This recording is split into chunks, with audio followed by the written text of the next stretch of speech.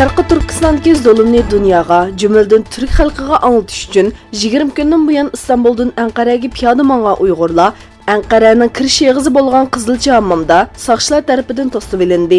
İYİ Parti millat vakili Faxrettin Yo'qish apandi naq maydonga yetib kelib Uyg'urlarni qo'lladi.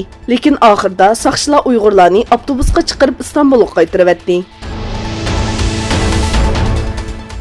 Xitoy bilan Tayvan orasidagi jiddiychilik kuchayayotgan bir paytda Tayvan prezidenti Tsai Ing-wen Xitoyga qarshi dunyo jamoatchiligidan yordam talab qildi. Tsai Ing-wen Xitoyning Tayvanni ilish uchun qurol kuchini ishlatishdan yanmaydiganligi haqidagi bayonotlariga raddiya berib, xalqaro jamiyatning bu chaqiriqqa astoydil muomala qilib, bizni qo'llaydiganligini bildirishini umid qilaman. Agar xalqaro jamiyat tahdid ostidagi bir demokratik davlatga yordam qilmasa, endi navbatning qaysi davlatga kelganligini so'rashimiz lozim dedi. Xitoy va Pokiston qismlari Pokistonning Papi rayonidagi davlat terrorizmga qarshi turish tarbiyalash markazida birlashma manevr o'tkazdi.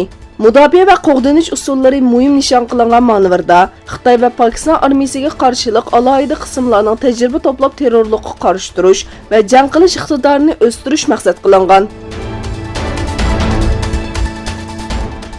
Amerika prezidenti Trump Amerika askarlarining Suriyadan chekinganligini, lekin bu ishning tez vaqtda ilib berilganligi haqida bir narsa demaganligini bildirdi. Donald Trump bundan burun Amerika askarlarining Suriyadan tez suratda chekinganligini e'lon qilib, qismlarning Iroqning shimolidagi havo armiya bazasidan boshqa yerga yoki uylarga qaytadiganligini aytgan.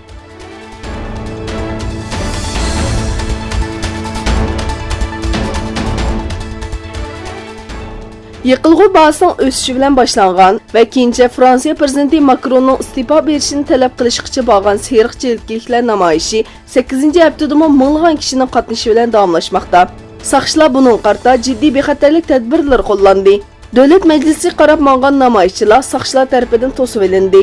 Bir qism namoyishchilar soqchilarning harakatiga to'sqinlik qilish uchun axlat sanduqlariga o't qo'yibdi.